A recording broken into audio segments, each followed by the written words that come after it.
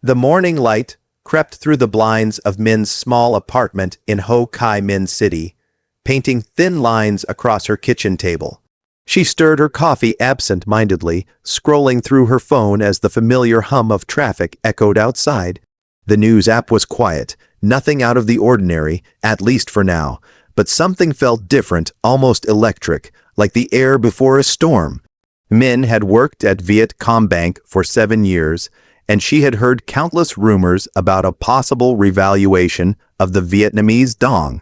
Every few months, someone would post a confirmed report online, claiming the new exchange rate was hours away, and every time, nothing happened. She had learned to shrug it off, to ignore the hopeful chatter, but this morning, a strange unease crept in. By the time she reached her office, the usual rhythm of the day was already broken. Her colleague Ann waved her over, eyes wide. "Check your terminal," he whispered urgently. Min frowned, setting her bag down as she powered up her system. The login screen blinked to life, followed by the familiar rows of exchange rates scrolling across the monitor.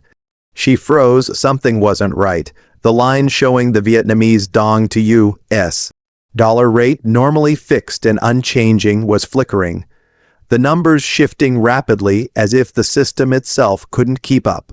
At first, she thought it was a glitch, but the rate kept climbing, then suddenly locked into place, displaying a new value that made her heart stop. The Dong had revalued. For years, its worth had hovered near insignificance against the major currencies, but now the screen told a different story, a value strong enough to shock even the most optimistic speculator. The bank floor buzzed with confused voices, phones began ringing non-stop, a supervisor rushed past, barking orders in a tense voice.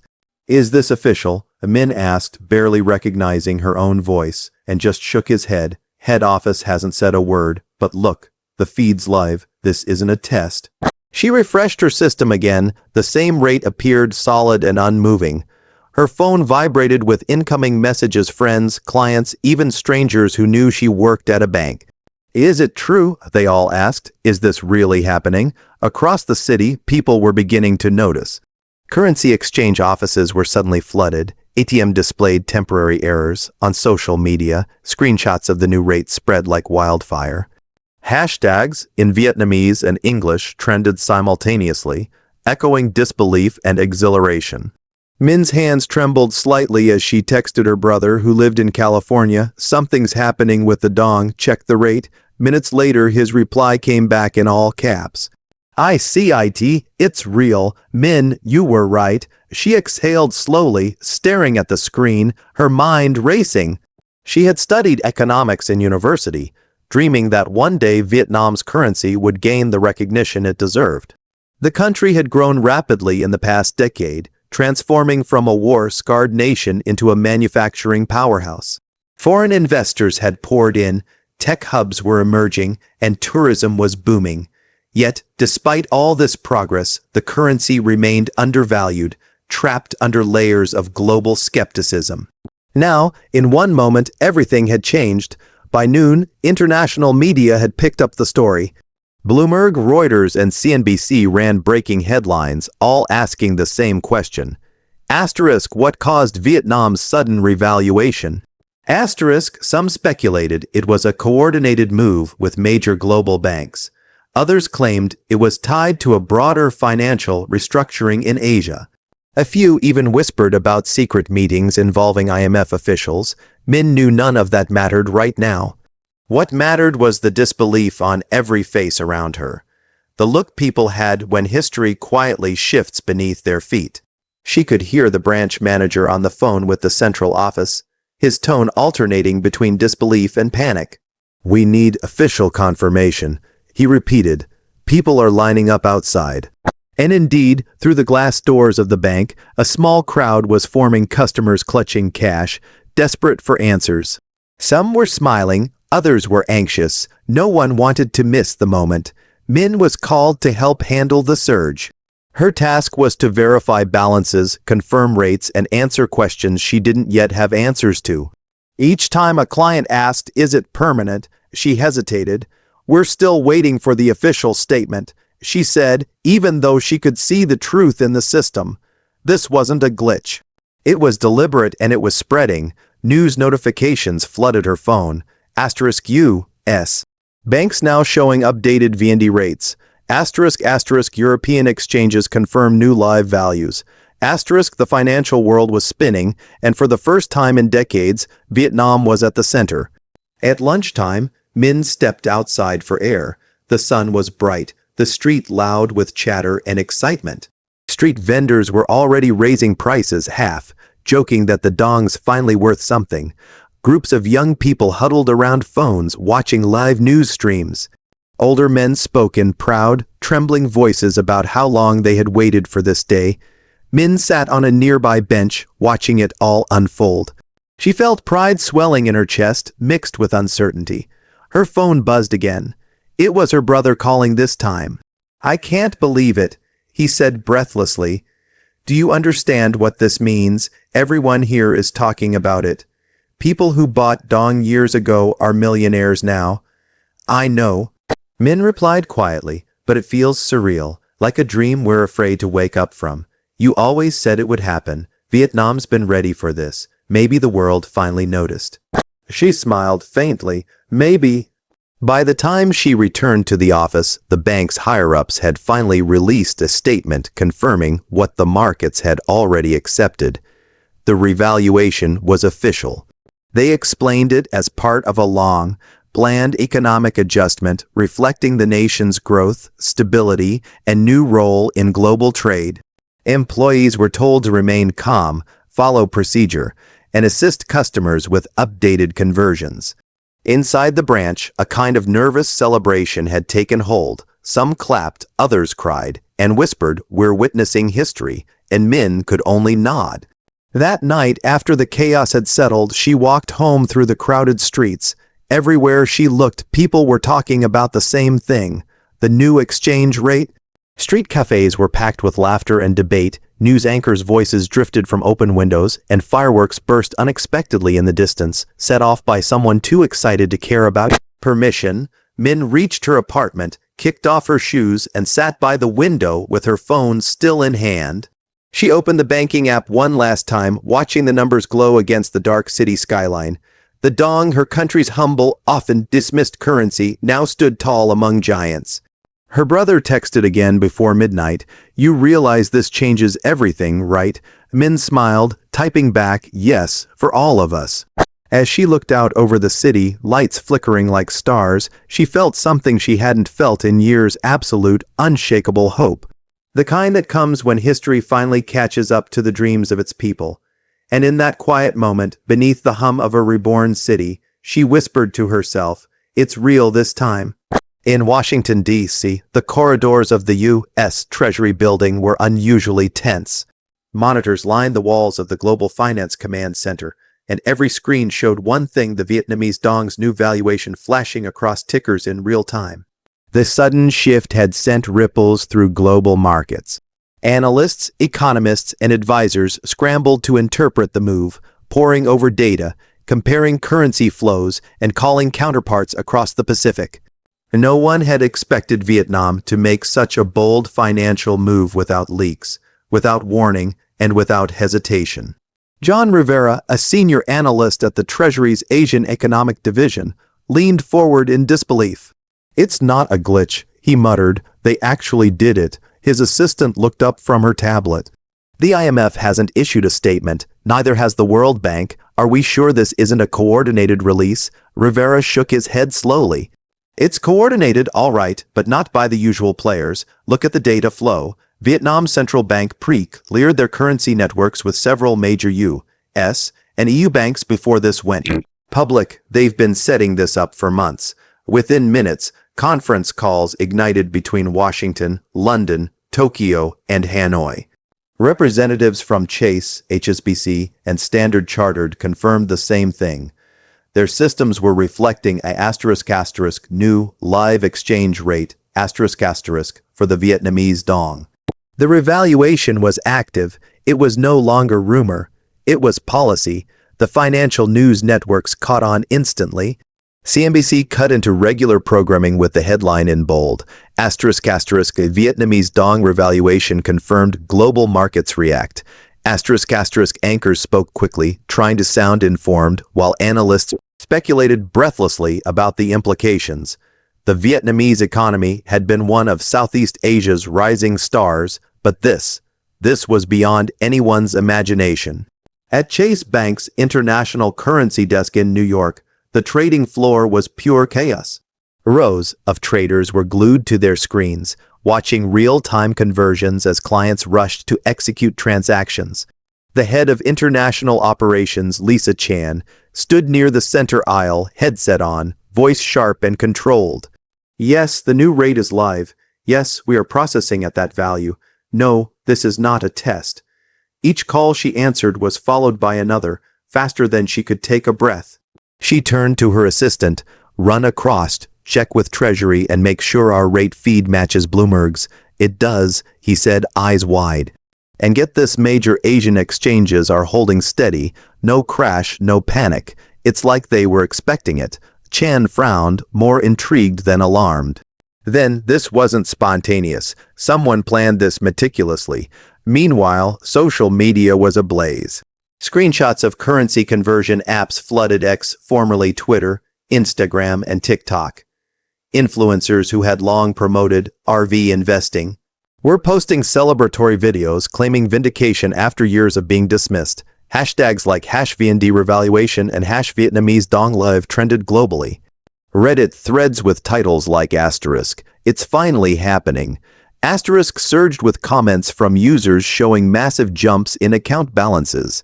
In Vietnam, international journalists were racing to get statements from government officials, but Hanoi remained calm and deliberate. The *** State Bank of Vietnam ** released a brief announcement confirming the revaluation, stating it reflected the nation's economic maturity, fiscal stability, and growing integration with global trade. It was the kind of dry language that masked monumental change. In London, financial strategist Olivia Grant watched from her office overlooking Canary Wharf. "They pulled a move straight out of the 21st century playbook," she said to her colleague. "Slow economic buildup, silent coordination, then a sudden trigger before markets could react. Brilliant." Her colleague raised an eyebrow. "You think it'll last?" "It will," she replied confidently.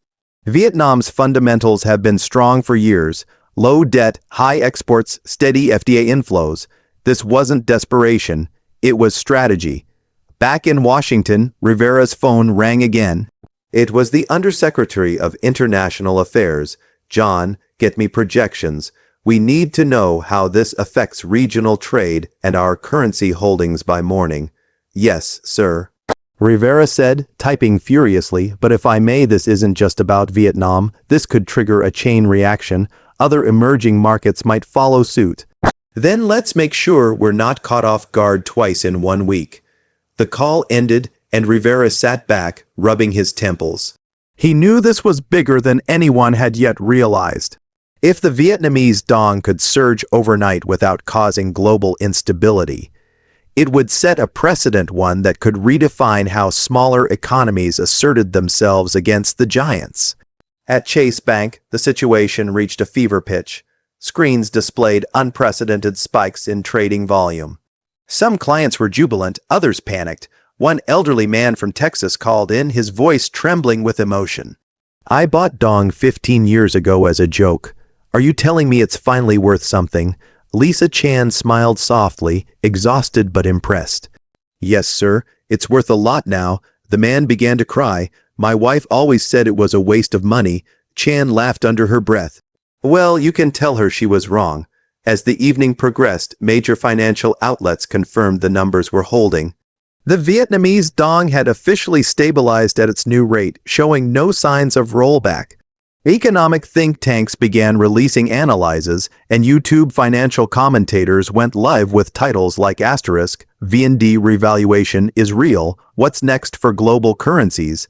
asterisk in an emergency session.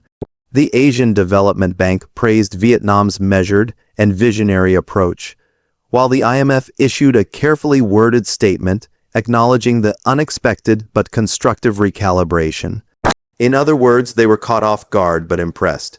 By midnight in Hanoi, news cameras captured celebrations in the streets. People waved flags and sang songs about national pride. Taxi drivers honked in unison, and young students' lives streamed the moment with captions like "Our country just changed history." For decades, Vietnam had been known for resilience, but now it was known for boldness. In a small studio apartment overlooking the Saigon River, Min's story had reached the airwaves. A local journalist had mentioned her bank branch as one of the first to confirm the rate shift. Her photo circulated online, a quiet symbol of the everyday worker caught in the whirlwind of global finance. She didn't seek fame, but her calm handling of panicked clients that morning became an example of professionalism under pressure. In the U.S., Rivera watched that same report from his office, coffee in hand, eyes tired but alive with fascination. "This," he said softly, "is how financial revolutions begin, not with explosions but with numbers." Outside, the lights of D.C. shimmered against the Potomac, while halfway around the world, Vietnam glowed with the electricity of triumph. The revaluation wasn't just a number shift, it was a statement to the world that the new financial order was already forming. And as dawn approached in Hanoi, the stock market prepared to open for the first time under the new value. Analysts predicted surges, investors prepared strategies. But for the people of Vietnam, it wasn't just about profit. It was about pride, proof that their decades of hard work, growth, and perseverance had finally been recognized on the world stage. The Dong was no longer a symbol of limitation. It had become a declaration of strength. Night had settled over Vietnam, but the energy pulsing through the streets refused to die down. Ho Chi Minh City was alive like never before. Its skyline glowed with more than light. It glowed with pride. Everywhere, the air buzzed with the sound of voices, laughter, and disbelief. It wasn't just another night. It was the night the Vietnamese Dong became something new, something powerful, something that carried the hopes of an entire nation.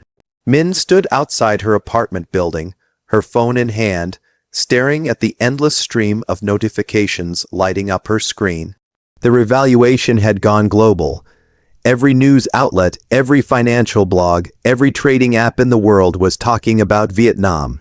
For a moment, she closed her eyes and tried to take it in, the enormity of what was happening. She could still hear people chanting near the city square, and distant music played as if the whole country had decided to throw an impromptu celebration. Her brother called again, his voice vibrating with excitement. "You're on TV, Min. They mentioned your bank branch as one of the first to report the live rate. People are saying you helped confirm it." She laughed softly. "I just did my job. The real work was done by the people behind the scenes. We were just witnesses. Witnesses to history," he said. "Do you realize how many lives this changes? For once, Vietnam isn't reacting to global markets, it's leading them." She smiled. "I know, it's hard to believe." Inside her apartment, she switched on the television. Footage from Hanoi filled the screen, crowds waving flags, singing songs, holding up signs that read, "Our Dong, our pride." In Da Nang, fireworks exploded above the waterfront, reflecting off the waves like shooting stars. In small villages across the country, people gathered around radios and phones, listening to updates. Parents explained to their children what this meant, how the money they earned, the currency they used, now carried a new weight in the world. Meanwhile, in the West, economists were working overtime to analyze the long-term impact. Some warned that this sudden revaluation could destabilize other markets. Others hailed it as a masterstroke of economic strategy. Global investors began recalculating their portfolios, trying to understand the new balance of power in Asia. In the financial towers of Singapore and Tokyo, traders stayed late into the night, watching how Vietnam's markets would open. The data looked astonishingly stable, no crash, no panic, no inflation spike. The move had been executed with surgical precision. It was as if the Vietnamese government had anticipated every possible shock. Min poured herself a glass of water and sat by the window again, looking down at the lively streets below. The city's pulse seemed synchronized with her own heartbeat. She thought about her father, who had worked in the rice fields most of his life and never believed he would see his country become an economic force. He used to say, "We are small, but our time will come." Tonight, those words echoed in her mind like a prophecy fulfilled. Her phone buzzed once more, this time with a message from Anne, her colleague. "They're saying the government might hold a national address tomorrow. Are you watching the live feeds?" "Yes." She typed back, "It's incredible. The whole world is watching us." The screen on the TV shifted to a live broadcast from New York, showing trading floors filled with applause. Financial experts were calling the move a miracle of timing, noting that Vietnam's currency had managed to rise without sparking regional tension. The country had done what no one thought possible. It had shifted the financial narrative without chaos. Across Europe, banks were updating their systems overnight. Exchange rate apps crashed under the sudden surge in traffic. Even small financial influencers began posting celebratory videos, calling it the event of the decade. Back in Vietnam, the celebration took on a deeper tone. It wasn't just about money, it was about dignity. People who had lived through hardship, who had struggled to build businesses or send their children abroad, felt something awaken inside them. The Dong had been mocked for decades, a symbol of limitation, but tonight it was proof of transformation. Min's neighbor, an elderly woman named Lian, knocked on her door holding a small envelope. "I kept these bills from the old days," she said with a nostalgic smile. "I thought they were worthless. Now look." Min looked inside the envelope, old, crumpled notes, edges worn by time. She smiled warmly. "They're history now, Lian. You held onto our story." Lian chuckled. "Maybe I'll frame them instead of spending them. A reminder of how far we've come." The two women stood by the window, watching fireworks in the distance. For a long moment, neither spoke. They didn't need to. The city spoke for them. Its lights, its sounds, its heartbeat declaring a shared truth. They had finally arrived. At the same time, in corporate towers across the world, analysts were running projections for what this meant to global markets. Some feared the domino effect that other undervalued currencies might follow Vietnam's lead. Others whispered about a quiet restructuring already underway, a shift toward a new balance in global trade. For every cautious voice predicting uncertainty, there were 10 more calling it the start of a new economic era. In Ho Chi Minh City, people continued to gather near the river, waving the national flag and singing. Television cameras captured a moment that would be replayed for decades. A child on her father's shoulders shouting, "We did it," as confetti filled the air. The image would go viral by morning. Around midnight, Min stepped out onto her balcony, taking a deep breath of the cool night air. The hum of celebration still echoed from the streets below, but she found herself thinking beyond the noise. She thought about what came next, how Vietnam would adapt, how the world would respond, and how her own life might change. She wasn't rich. She hadn't invested in currencies or stocks, but she felt rich in another way, rich in belonging, in pride, in the knowledge that her country had taken control of its destiny. Her phone buzzed again, another message from her brother. "You're part of history, Min. Remember this night." She typed back, "I will. The world will, too." Then she placed the phone down and leaned against the railing, watching the city that had once been underestimated glow with unstoppable energy. The air smelled of smoke and rain and something new, something that tasted like hope. As dawn approached, the first rays of light broke across the horizon, painting the river gold. The noise faded into quiet as people drifted home, tired but elated. Vietnam was different now, not because of a number on a screen, but because of what that number represented. The Dong had become more than currency. It had become confidence, unity, and proof that no nation's worth could stay hidden forever. Min stayed there until the first sunlight touched her face. The world was watching, but for her, the only thing that mattered was the feeling in her chest, a quiet certainty that this was only the beginning. The old world had closed its books on Vietnam too early. Tonight, the nation had written a new chapter, and the ink was still wet.